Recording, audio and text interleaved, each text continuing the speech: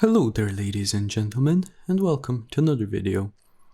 Now in this one we're going to be taking a look at how to customize the Kensington expert trackball on Linux.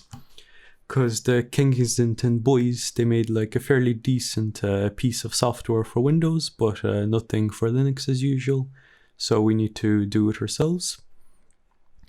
Now this ball looks like this.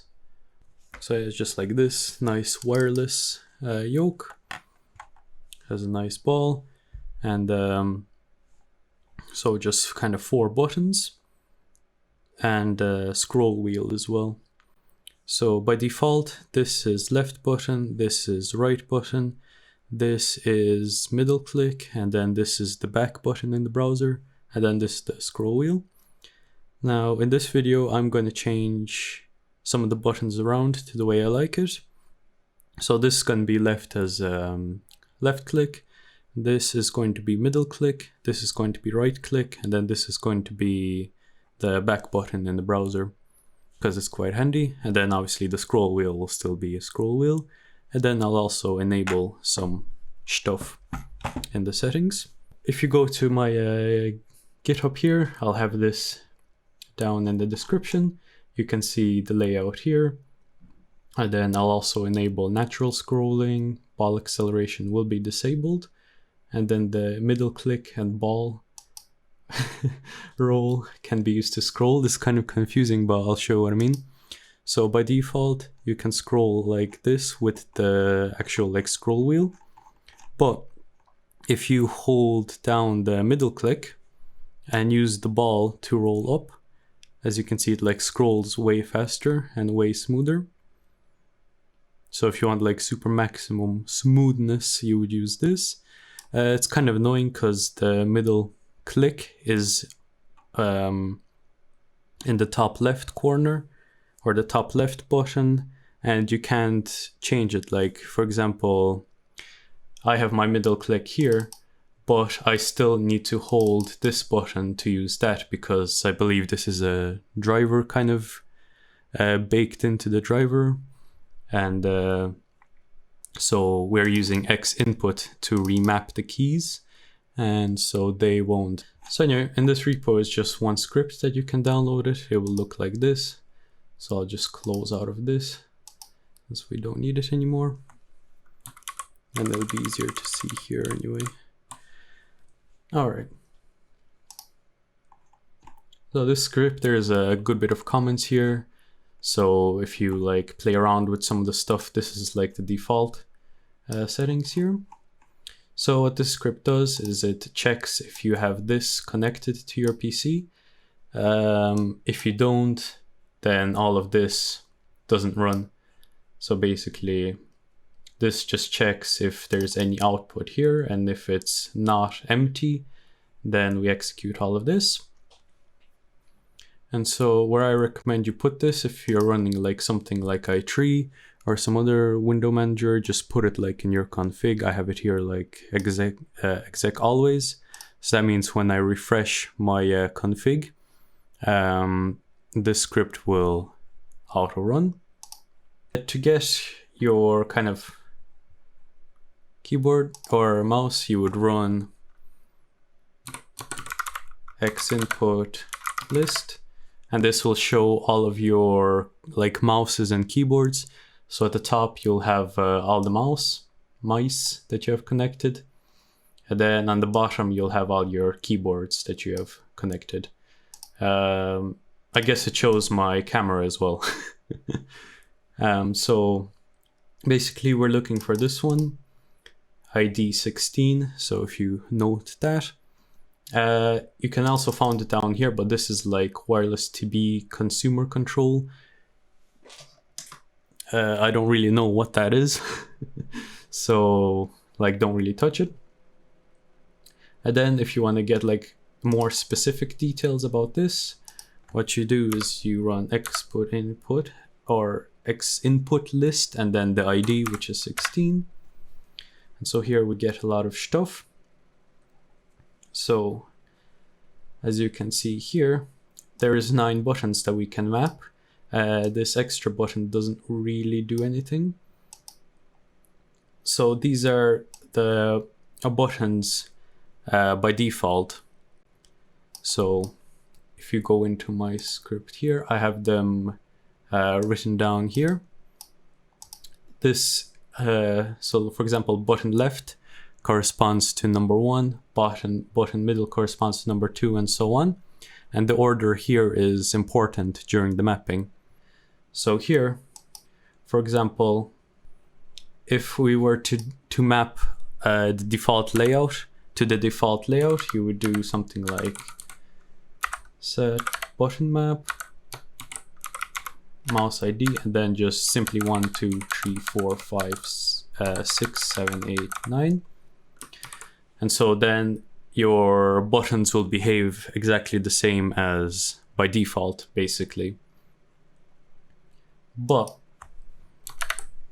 if you want to change, say, your left button, so yeah, here I also have them kind of organized in how they actually appear on your keyboard or on your mouse. So button left is like on the actual bottom corner. Yeah, so anyway, what I recommend is like starting off like this. So I'll just comment this out for now as the default, and then you just want to swap like one button at a time, or if you want like 2 back buttons, for example. So for example, this button side is actually the back button. So here it is, button side, up here, back button. So if you want to change your right click to be the back button as well, as you can see here, this is number 3. So what you want to do is go down here and change number 3 to number 8. And so now both of your buttons, so like the top right and then the bottom right, will both be like the browser back button. And you can like change anything to be the browser back button as well.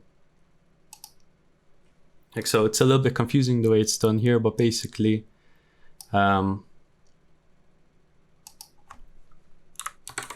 if you have the default layout, and then you just kind of change whatever button you actually want in the same sequence, if you know what I mean. So like, for example, the left button, the left click by default is like the very first one, but we can change if you want the bottom left button to be, say, the right click, for example. Then you just simply change this to 3, because 3 is the right button click, like so. So that's how the mapping works. If you play around with it, you'll get used to it. Yeah, it's a little bit confusing how they did it, but it's not too bad. Alright, so anyway, this next one is the props. So to get the props, basically you would do list props 16, and then so your ID. If you want, you can also do you can also just get the name like so, and it'll be the same thing, but I kind of prefer to do it with the ID since it's less code to write or whatever. Just the script looks smaller if it's just one thing.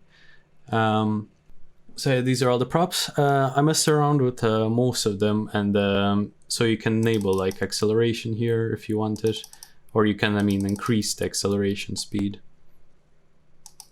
So I actually disabled the acceleration. To enable it, you would do this. So that'll be to enable acceleration. And then you can like set the speed to whatever. I think it goes up to 1 maximum, so like try to keep it below 1. So the next thing I changed was this natural scrolling. So this just better kind of scrolling, more smoother. It's kind of like the trackpad. If you ever used like trackpad on Linux, like on a laptop, it's kind of more for the trackpad instead of a mouse, but it works really well for the trackball. So that's why I enabled it. And then the last thing that I enabled was this scroll method. So this is here. So by default, this is 0, 0, 0. And I just enabled it by putting a 1 in here. This is again intended for a trackpad, but it works really well with this trackball. So yeah, basically, as you can see here, scroll methods available. 0, 0, 1. So that means that you can only change the last bit here. So for example, if you try to change, if I go to set prop, yeah, okay. All right, so I actually have it here set up. So if I like try to change this bit here, which is not available, you'll just get an error. So you can only change the last bit to either 0 or to either 1, like so. Yeah, so you can enable this. It like swaps the buttons around. I prefer to do, if I wanted to do this, I would prefer to do it within the mapping. Yeah, I suppose that's kind of it. The last thing kind of left to do for this script is to change the scroll speed by default, because it is a little bit slow. Like you would have to, for example, right now, to scroll from here all the way down to the page, it's like half a turn, half a full turn. So it's quite slow. So yeah, I haven't figured out how to do it with the Xinput, but there is like a third party or like an extra program you can download to enable this. Like if you search on Google how to increase scroll speed on Linux, there's like a nice program that you can download, but I want to try and like get it done without downloading any more programs, because like I like this because it uses all the like programs that already come with your system. Xinput might not come with the system, I'm not sure, like but it's a very popular tool, so if you use like any other kind of scripts, most of them probably have a dependency on it. But yeah, then it's just grep and sed, which everyone has, so yep. All right, so thanks for watching and bye bye.